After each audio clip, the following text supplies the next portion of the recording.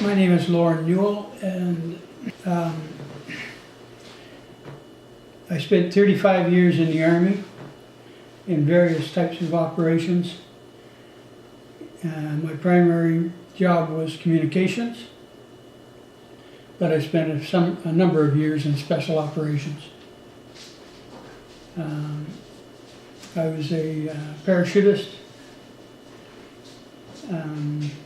fully trained for all aspects of covert and overt operations. So you said that you were involved heavily in Cyprus. Why don't you walk me through your daily routine while you were there?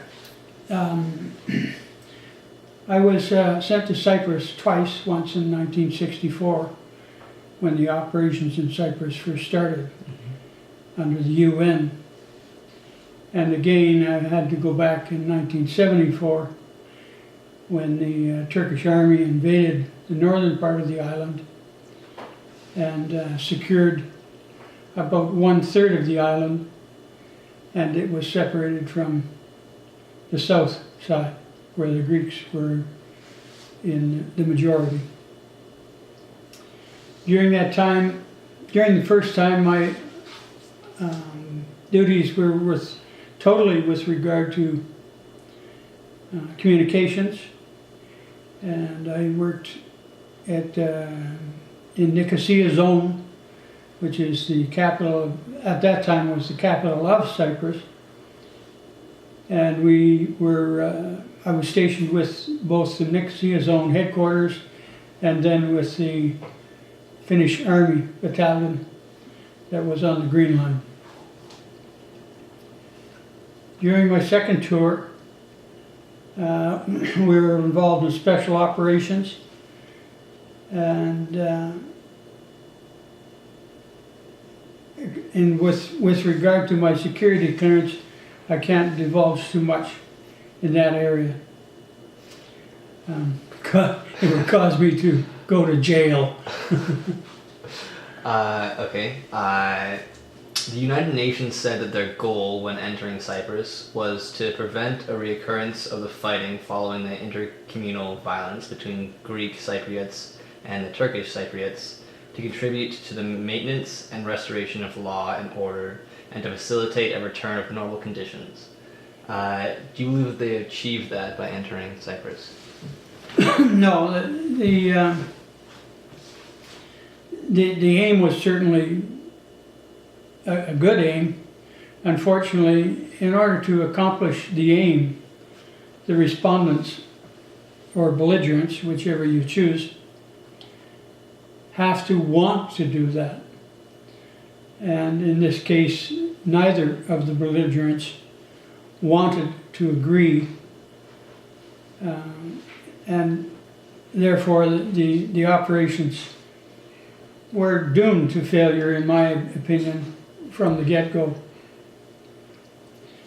During the early days of the operations in '64, our main purpose was to move people from one area to another in an armed convoy, and thereby allowing the Turks and the Greeks, both communities, to move from one village to the other.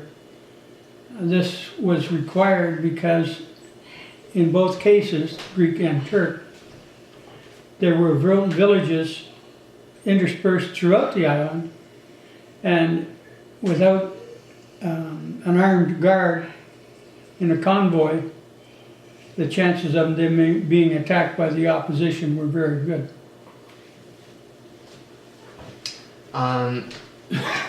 So, do you think that the UN should have not gone into Cyprus, or do you think that it was a good thing that they did? Do you think that they should just have let them duke it out by themselves, or what?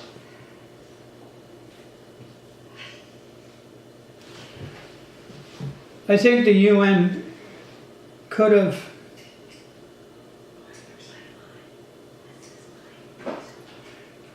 further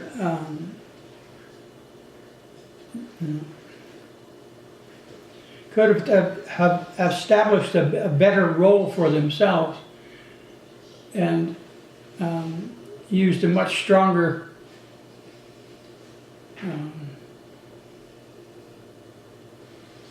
a tone of voice, I guess, to try and get the two belligerents to get back together, so to speak. Prior to the UN going in there and during the struggles, since the island was severed from the United Kingdom domain, the Greeks and Turks had been fighting each other for a number of years, and the atrocities were really quite horrific on both sides. So there was a lot of animosity between the two sectors. If the UN had taken a harder tone, I think it possibly could have resolved differently. Unfortunately, the UN being a political situation, they don't necessarily serve the people of the country that they're trying to help, but more so the UN in and of itself. And if the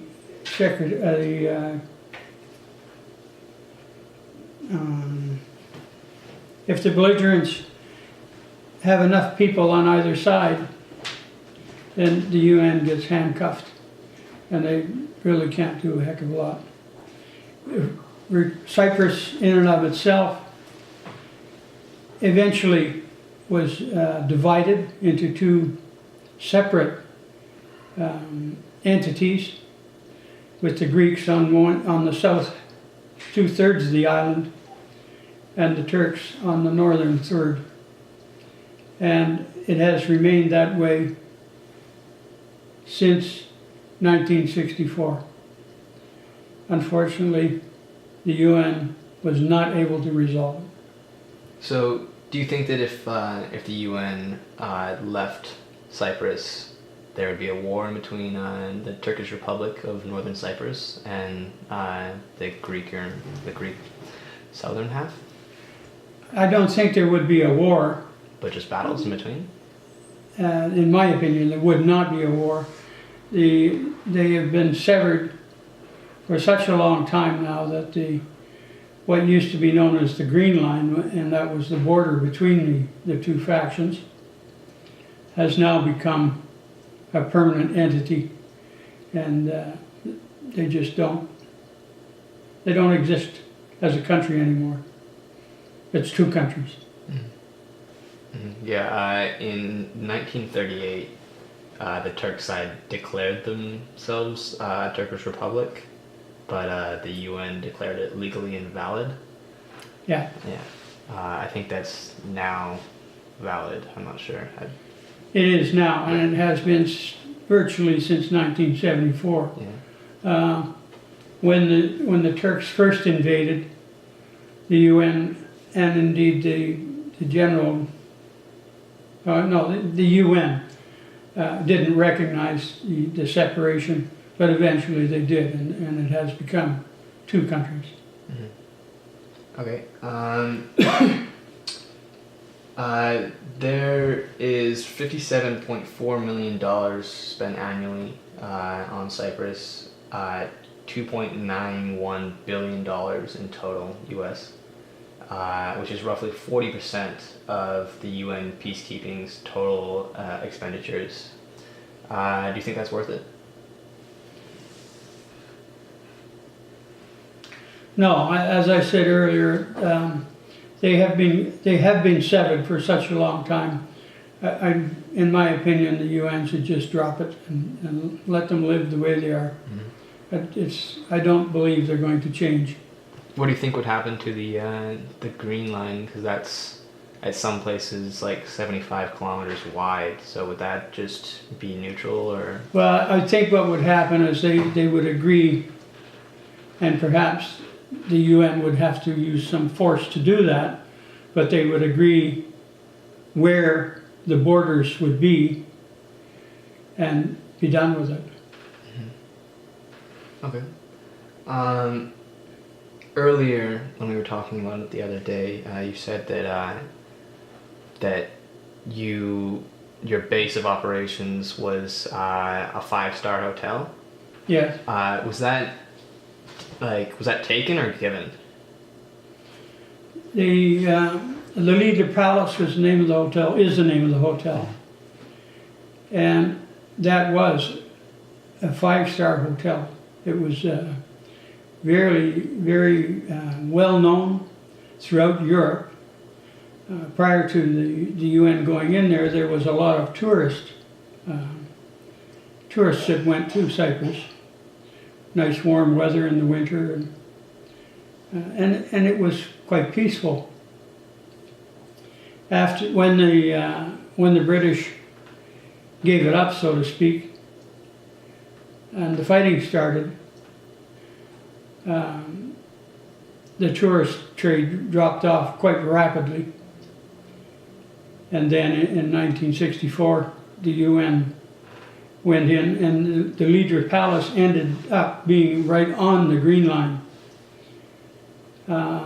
And indeed, up until about 1972, I think, the Leader Palace was still operating as a hotel.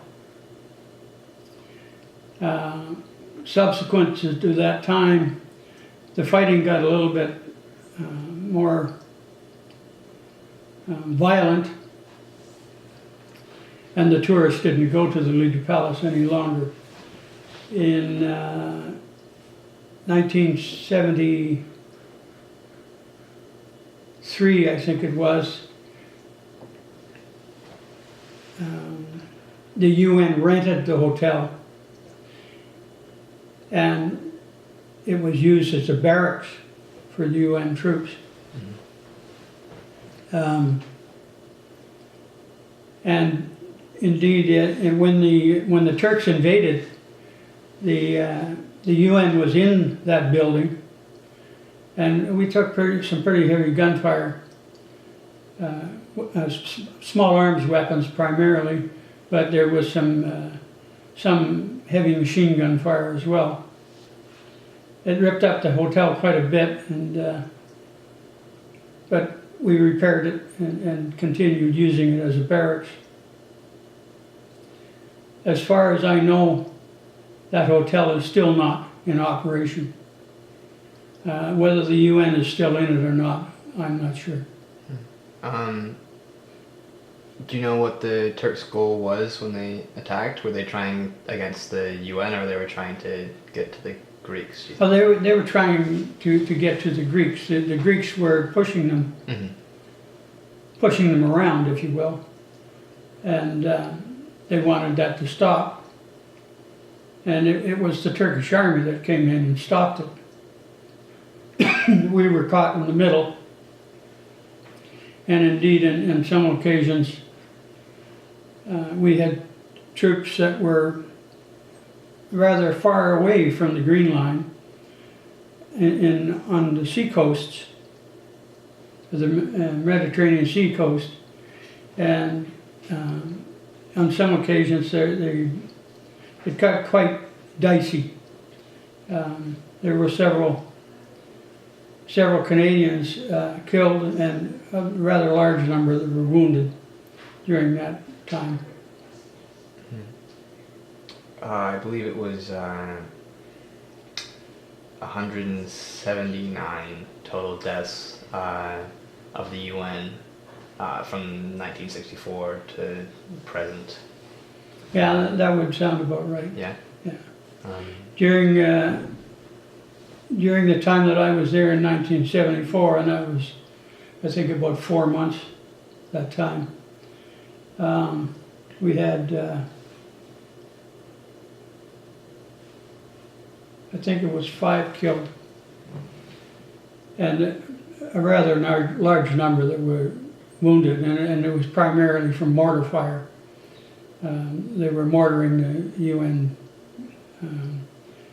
installations, and just picked up a lot of shrapnel. Mm-hmm. So did the UN react to that, or they just? Well, we were in a defensive posture, and our mandate was not to fire unless we were being fired on. Mm-hmm. So, and for the most part, that's what we did. On occasion, there were instances where offensive fire was used to stop troops moving towards us. They appeared to want to attack the UN positions, and we used offensive fire to stop that. Okay. So would you say that that your time when you were there in 1974 was more active, I guess, because there was the coup d'etat and the Turkish invasion, just in that year alone, as opposed to your first tour? Well, most definitely. And during the first tour, there was very little strife going on. The belligerents were well separated, and although there were some Turkish national troops and some Greek national troops, for the most part, it was just the Cypriots that were bickering back and forth. Well, there was very little gunfire going on. You might hear 2 or 3 rounds a night, but there was no heavy weapons, and it was almost like peace. Tenuous, but peace. Mm-hmm. Would you say that the opinion of not liking the other side was universal for that whole, like all of the Greeks really didn't like the Turks, or was that just a select few and the military? In the various villages throughout the island, the Greeks and the Turks lived side by side, and there wasn't a lot of strife between the civilian, if you will, population. However, the Greek army did take sides and were pushing, and in retaliation, the Turks did the same. Mm-hmm. That's not to say that either side wasn't at fault. They were both at fault. Mm-hmm. But one was a lot stronger than the other. And if the UN had not interfered at that time, the Greeks would have taken it all. Mm-hmm. They would have either gotten rid of the Turks entirely or forced them to submit.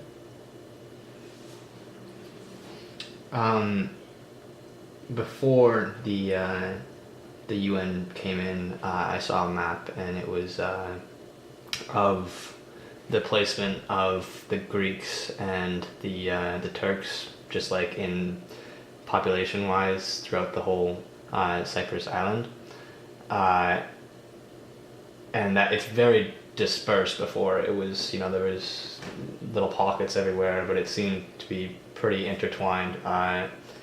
What happened to the Greeks that were on the Turk side and the Turks that were on the Greek side when the Green Line was made?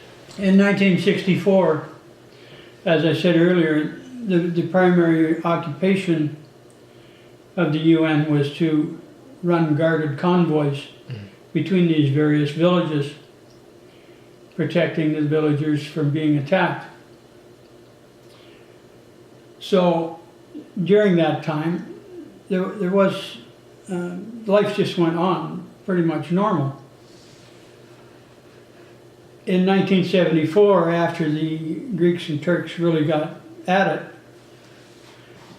and the separation occurred, all of the Greeks that were in the northern portion and all of the Turks that were in the southern portion were physically moved by their own nationals to either side of the island. And as far as I know, even those that did not want to leave their homes and would have liked to stay in the opposition territory, so to speak, were not allowed to. They were forced to move. And when they did move, they lost everything.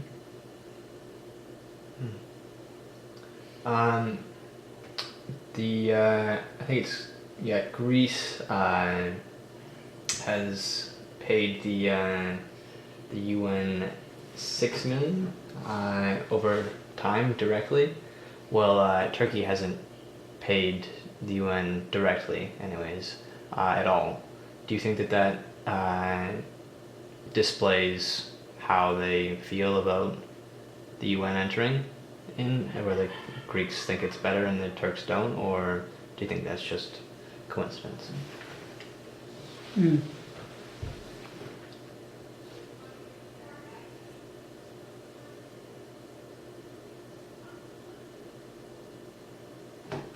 I think that the reason that the Turks have not paid is probably because they don't have to.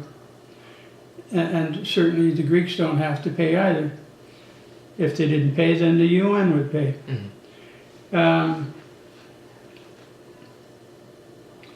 The Turks have enough land and have enough of an economy to hold their own.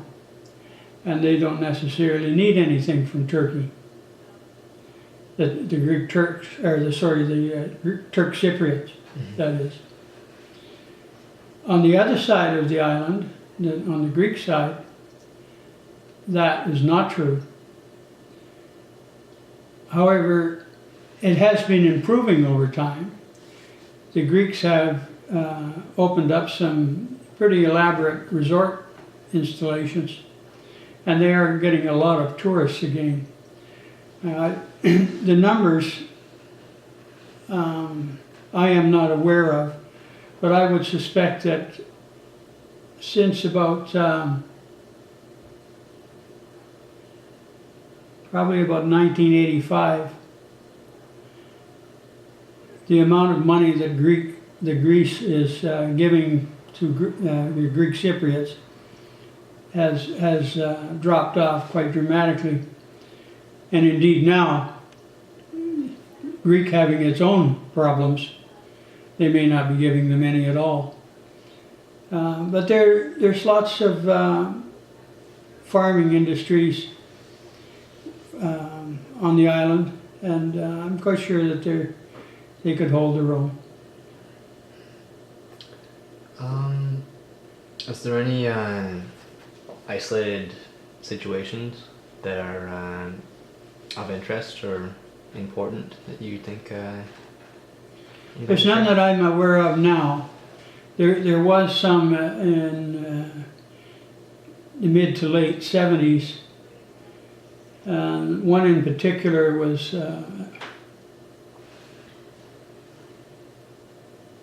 I'm searching for the name. Larnaca and Famagusta. Those were two towns that were inhabited by both factions in rather large numbers, and there was a lot of strife going on in those two areas, trying to sort out where the line would be. Whether they've gotten that sorted out is I don't know. So you said that you were involved in other missions in Iraq and Egypt and southwest of Africa, you said? Southwest Africa. Yeah. Yeah. Why don't you tell me about those? Those operations, my job in those operations was primarily communications, and consequently I was not involved in the political side of it at all. My job was to bring in communications, long-range communication stations, set them up so that the Canadians could contract back to Canada and to the UN headquarters in New York. So I didn't have a lot to do with the politics at that time.